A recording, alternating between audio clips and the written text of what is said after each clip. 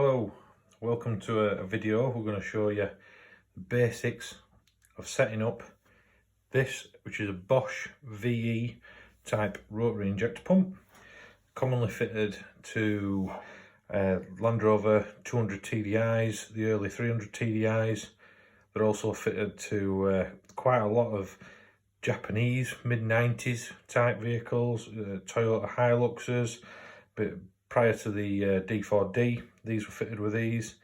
Iveco vans, the turbo dailies and the pre-turbo daily, also the Fiat Ducatos, all that sort of stuff. Mid-90s, most of the things were fitted with these, which is a Bosch VE type pump. Now they come in a couple of different sizes, and basically that's all down to the size of the pump head, which is obviously different size engines have a different size pump head. They're easily identified. They have their that there is the model and type number. This is a type 460, and the later numbers revert to the actual size of the pump unit. And also you'll see there stamped there is an R, that is for the rotation. So the direction of rotation on the input shaft is right-handed. They're also available in lefts, depending on what the fitment of the vehicle. This one is fitted with a spline drive. This one come off an iveco. Now this is, it basically just slots straight into the timing gear on the front. Some of them have the 3-bolt type flange on, which goes onto the variable pulley for on your timing belt. They're all slightly different, but basically the internals of the pump is exactly the same. So this video I'm going to show you how to tune it up a little bit to get a bit more performance and how to get a bit more fuel delivery out of it. This is basic stuff. It's not rocket science. I'll show you how to do it, and then you can get a little bit more performance out of your vehicle as it's fitted.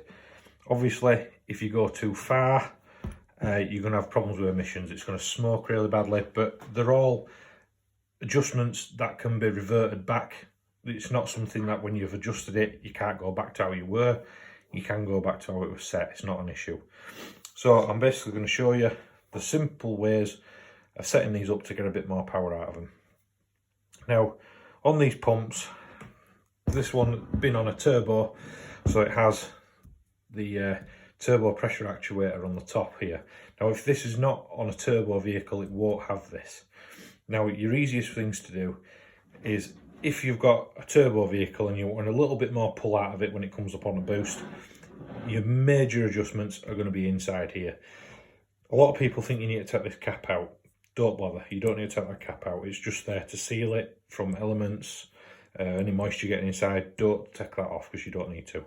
What you need to do is you need to remove these 4 screws here. So I'll show you what to do. Basically what we've got in here is a diaphragm. Now this outlet here will have a banjo connection on it, and that will go over to either your inlet manifold or your turbo. And basically it's a pressure sensing pipe that comes from the turbo. So when it's on boost pressure, it comes into here. There's a diaphragm that acts on a spring, and it basically has an eccentric shaft down to the bottom of the pump. When the boost pressure raises, the diaphragm moves against the spring, pulling up the actual actuator, which you'll see inside when we take it apart. So just need to remove these 4 screws. Right, so we've got these freed off now. So we'll wind these screws out. This top housing is loose because I'm going to be showing you something else on the inside soon. So when you undo this, there is a bit of spring pressure. Now it's not massive amount of spring pressure, but it will lift. It will raise when you undo them.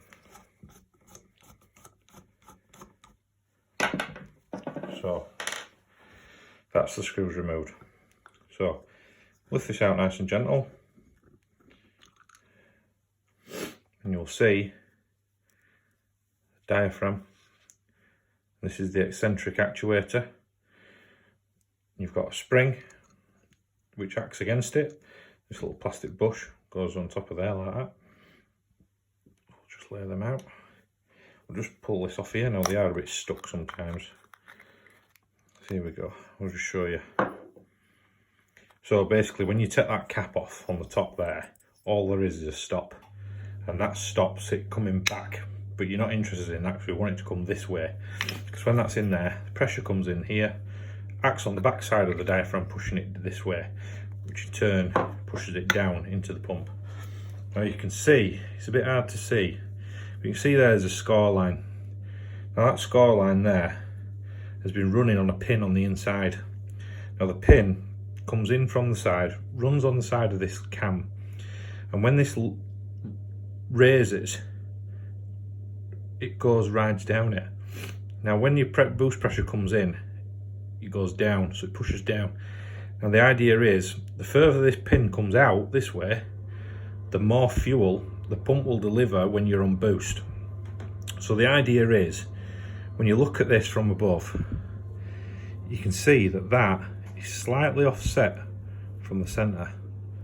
As I turn it, you can just see it's not in the centre. So what we want that pin to come out as far this way as possible. So when you look at the actual profile of it, you can see by the size of this here and the end of the shaft and the side here, there's a step. So this cone is further that direction, so therefore the pin will come further. So when you put this back into the pump, you want this side to line up with the pin. Now, the easiest way I find, when I take these out, is obviously you can see the score line where this pump's been set. Now, that is on the back side, so it's on the most reduced amount that the pin will come out. So if you turn that quarter of a turn from where it was, so this is where it was on this side, so if we turn it quarter of a turn, put it back in, tighten it back up, try it, run the vehicle, see whether you've got enough improvement. If you want to go more, turn it half a turn, so then you've got the maximum amount that you can get when it's on boost. This will only affect the fuel delivery when the vehicle is on boost. When it's just idling, low revs, no turbo pressure built, it will not affect the vehicle. So you put this back in when you've got it set to the right way. Now you will also see in here there is a wheel with notches around it, and inside there, either side, there's little spring tabs. Now these spring tabs hold that in place. This centre collar is threaded and that star wheel is threaded.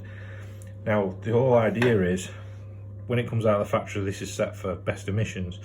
Now if we want more fuel at lower boost, we need to reduce the pressure of the spring against the back of this diaphragm, because that spring sits on there like that, constantly pushing it away. But if we want the extra fuel to come in at a lower boost range, what we do is we tighten this up, which in turn lowers the level of it and reduces the pressure on the spring. So if you want a little bit more extra fuel just on low boost, what you need to do is turn this wheel. If you just get a screwdriver, you can turn it and you can hear it click. Now if you turn this half a turn, put it back together, try it. Don't go straight in there jumping in like, oh, I want maximum power, let's wind this all the way down. It don't work like that. If you wind it all the way down, all you'll find is you've got loads of black smoke when you're off boost. The world behind you will disappear in your mirror, and I assure you it will happen. So just go a bit at a time. It's only 4 screws to undo to do it again. So just go half a turn, put it back together. You've gone quarter of a turn on this. You can see where you've originally been, your original settings, because you can see the score line where it's been wearing for God knows how many years. Put it back together, try it. So all you need to do is put the spring back on there, ensure that the nylon collar is back in, because that stops it travelling too far. Just put that nylon collar back in. Obviously we want, as original settings, we're going to go a quarter of a turn, we drop that back in the hole, it goes in, we put the cover back on, we put the screws back in. It's as simple as that, and that is giving you more fuel on boost. Now if you want to go more with your vehicle, so you've got quite a lot of excessive fuel, now obviously this is going to make it smoke a bit. But if you're doing it for an off-road vehicle, you know, like a Landrover or whatever, you can wind it out a bit more. And I'll show you how you can do this to get a bit more fuel out of the pump. Now this affects it on boost, off boost, everything. It just gives you the whole entire delivery of the fuel pump. You can increase it. Now, if you see on this upper housing, you have this bolt sticking out here with a lock nut. Now, when these come and they've never been touched before, there is a crimped on collar around here to stop you adjusting it, basically, because it's set at factory settings. When it comes out of the factory, basically they don't want you to play with it. Now, if you cut this collar off, it's basically like a crimped on collar and it's got two spot welds, one at either side. If you gently away with a grinder or a file, rub through the spots, you'll see them on the collar, and it falls off. Get it off, pull it off with a pair of pliers. It's easy enough to do.